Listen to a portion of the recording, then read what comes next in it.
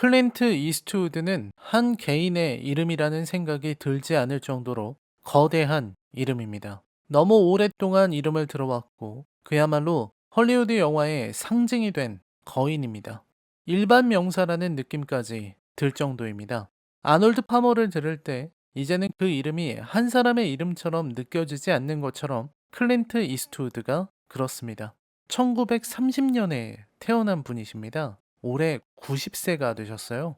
저희 부모님께서 태어나셨을 때 이분은 이미 영화 배우셨습니다. 저에게도 할아버지 뻘이시죠.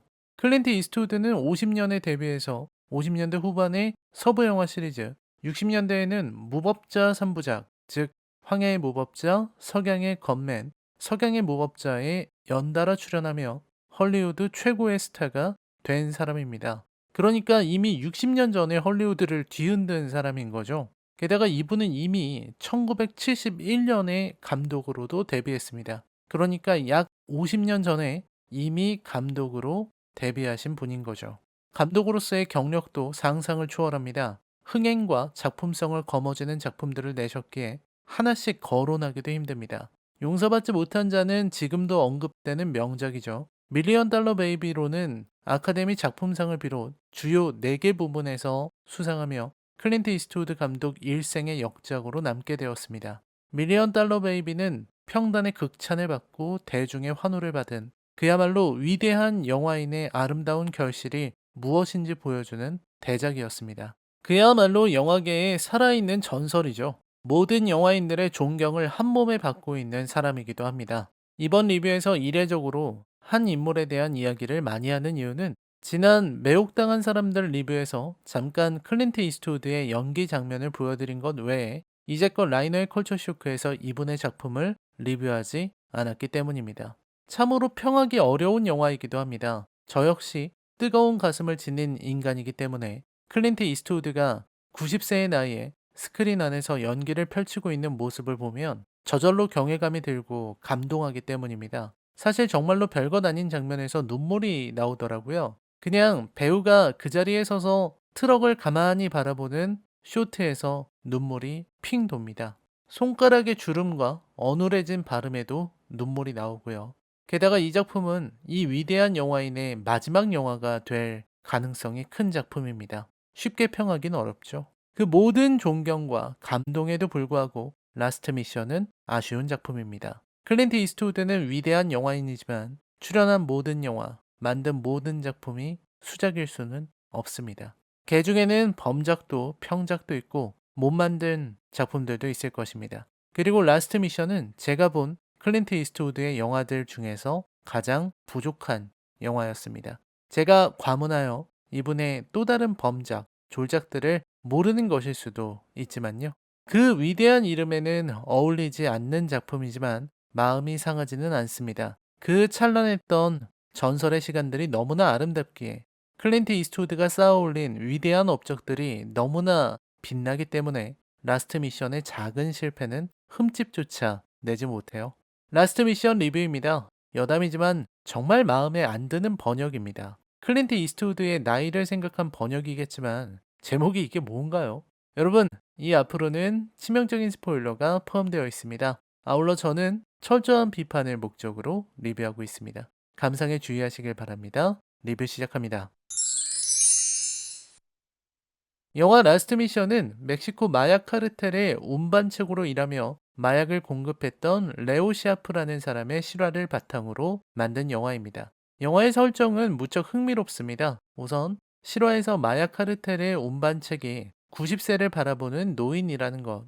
누구도 저렇게 나이든 노인이 무시무시한 마약 카르텔과 한패일 거라고 생각하지는 않을 테니 그 지점을 노린 것이죠. 당연히 노인의 인생 굴곡이 영화에 펼쳐질 수 있는 것이고 실화의 레오 샤프라는 사람은 2차 세계대전에 참전한 참전 용사이자 유명 원예가로 레오 샤프의 이름을 딴 실로암 레오 샤프라는 백합도 있다고 합니다. 재미없기가 힘든 설정이죠. 영화는 실화를 충실히 따라가고 있습니다. 클린트 이스트우드가 연기한 얼스톤은 말 그대로 꽃에 미친 사람입니다. 그는 꽃을 사랑하고 꽃의 아름다움에 취했습니다. 그래서 딸의 결혼식에도 오지 않습니다. 오직 자신의 일과 꽃이 중요하기 때문이었죠. 얼은 원에게에서 큰 인정을 받고 상도 받습니다. 하지만 그의 농장은 오래지 않아 문을 닫게 됩니다. 얼이 지나가며 인터넷이 대체 왜 필요하냐고 물었지만 결국 그 인터넷이 얼의 농장을 문 닫게 만들었죠. 얼은 가족의 곁으로 돌아가지만 돌아오는 것은 냉대입니다. 그간 가족을 돌보지 않았던 대가를 치르게 된 것이죠. 마침 손녀의 약혼자와 잘 아는 사이라는 남자가 슬쩍 다가와 얼에게 한 가지 제안을 합니다. 운전만 하고 돈을 벌 수 있는 일이 있다는 거죠. 얼은 그 제안에 혹해서 일을 하게 되고 큰 돈을 벌게 됩니다. 재미있는 것은 얼이 한국전쟁 참전 용사라는 것입니다. 우리나라의 전쟁에 와서 싸웠던 용사.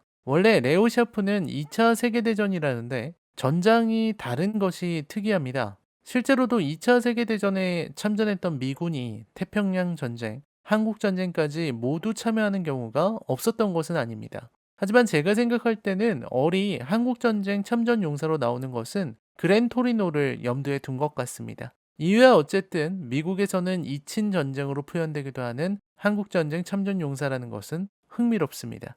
전쟁에 참전했었기 때문에 얼은 멕시코 카르텔의 멤버들이 권총으로 위협해도 전혀 겁먹지 않습니다. 그리고 노인이기 때문에 느긋하고 여유가 있죠. 얼에게 가방을 넘기는 친구들도 점차 얼을 좋아하게 됩니다. 얼이 일하는 모습에서는 오히려 즐거움도 보입니다. 얼은 신나게 음악을 듣고 노래를 부르며 운반을 하고 마약에는 관심도 없습니다. 자꾸만 커지는 돈에 잠시 트렁크를 확인하고 자신이 옮기는 물건이 마약이라는 것을 알았지만 얼은 계속해서 일을 합니다. 그와 함께 그처럼 낡았던 트럭은 이제 새 트럭으로 바뀌었습니다.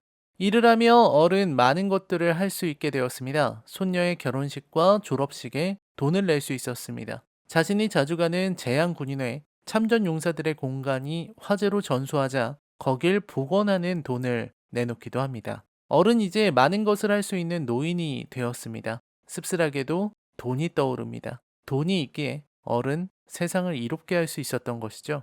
영화는 얼이 마주치는 상황들을 우스꽝스럽게 보여줍니다. 얼에게 위기가 없었던 것은 아니죠. 얼이 처음으로 마약을 확인하던 날 경찰과 마주했습니다. 경찰은 얼을 조금도 의심하지 않았습니다. 오직 훈련된 경찰견만이 자꾸만 얼의 트럭 쪽으로 왔지만 얼은 손에 파스를 묻혀 개의 후각을 교란시키죠.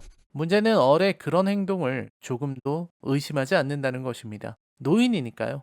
영화는 얼이 자신을 찾아가는 과정을 그렸습니다. 노인이고 가족들에게 큰 마음의 빚을 지고 있는 그는 대화에서도 늘 그것이 드러납니다. 우연히 만난 마약수사국 요원 콜린과 나눈 대화에서 얼은 자신의 의중을 드러냅니다. 물론 얼이 하는 말은 모두 꼰대 같은 말입니다. 얼도 자신의 말을 젊은 사람들이 듣기 싫어한다고 생각해요. 얼은 콜린에게 그쪽 사람들은 인터넷이 없으면 아무것도 못한다고 비아냥거리고 콜린은 그쪽 사람들은 나이를 먹어서 아무 말이나 막 할 수 있어서 좋겠다고 비꼽니다.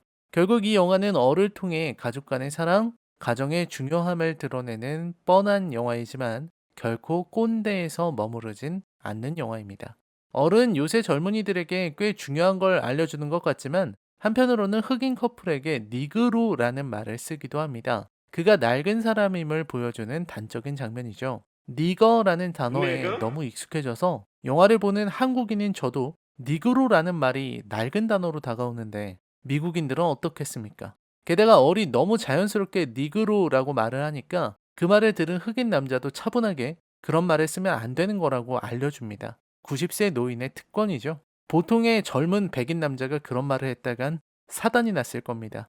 마찬가지로 얼은 젊은 사람들은 죄다 인터넷에 빠져서 주위를 보지 못한다고 일갈하지만 얼에게는 백합이 그랬습니다. 이 영화는 그런 요소를 가장 잘 표현했던 것 같습니다. 하지만 얼의 마약 운반은 계속될 수 없었죠. 얼을 특별하게 생각하고 얼이 잡히지 않는 이유가 얼의 의외성에 있다고 생각하는 멕시코 카르텔의 두목이 살해당하고 새로 바뀐 두목은 얼을 완전히 복종시키려고 합니다. 그리고 어른 동시에 사랑하는 아내가 위독하다는 사실을 알게 되죠. 평생을 가족을 외면하며 살아온 어른, 마지막 순간 아내의 곁을 지킬 수 있게 됩니다. 딸의 마음도 누그러졌죠. 그리고 어리 체포되며 이야기는 끝납니다. 마지막 재판 장면에서 변호사는 어리 참전 용사임을 강조하며 마약 카르텔이 이 선량하고 숭고한 영웅을 속였다고 주장하지만 어른 변호사의 말을 끊고 묵직한 한마디를 꺼냅니다.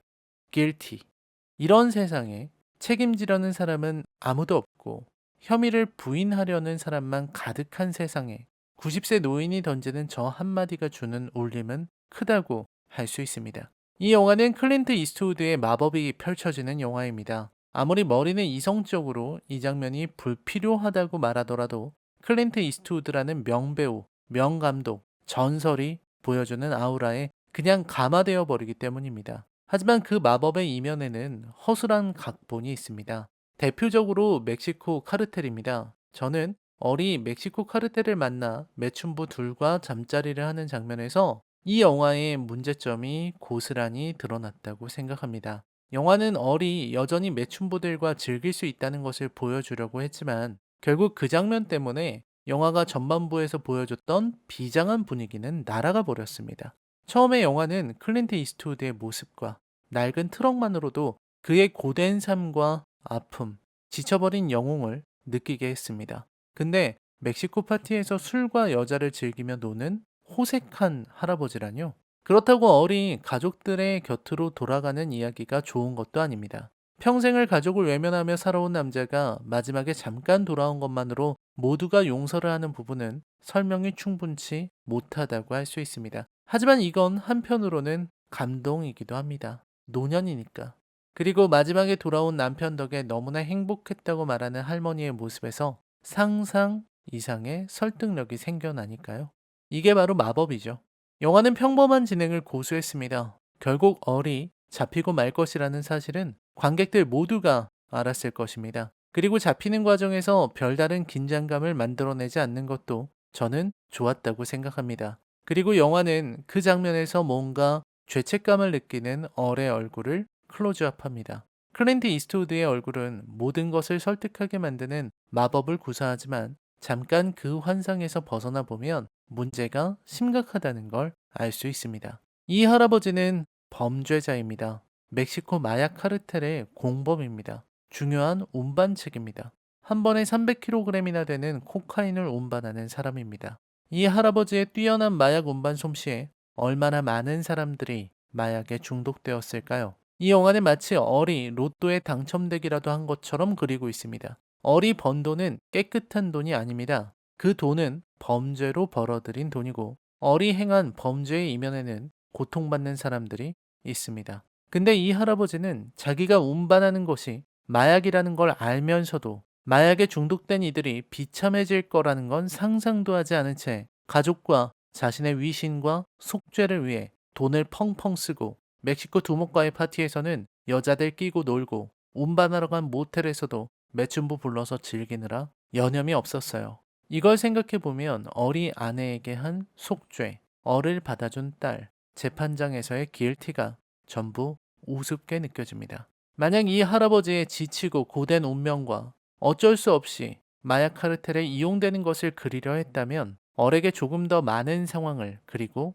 변명을 해두어야 했습니다. 이 영화는 그런 부분을 고려하지 않은 채 전개되었고 그 결과 범죄의 수준을 결코 넘어서지 못하게 되었다고 생각합니다. 배우들의 연기도 어색하고 대사들도 형편없었습니다. 너무나 틀에 박힌 대사들을 어설프게 말하는 통에 보기가 괴로울 정도였습니다. 그나마 클린트 이스트우드가 있어서 망정이지 얼의 딸과 손녀 조연들의 연기는 이상했습니다. 브래들리 쿠퍼와 마이클 페네가 없었다면 작품은 계속 집중력을 상실했을 것입니다. 라스트 미션에 대한 제 평점은 10점 만점에 5점입니다. 너무나도 긍정적인 요소들이 가득했고 어쩌면 이제는 다시 볼 수 없는 클린트 이스트우드의 작품이지만 그 이면에는 허술한 요소들이 많았다고 생각합니다. 일단 저야 너무 재미있게 아주 감동적으로 봤지만요.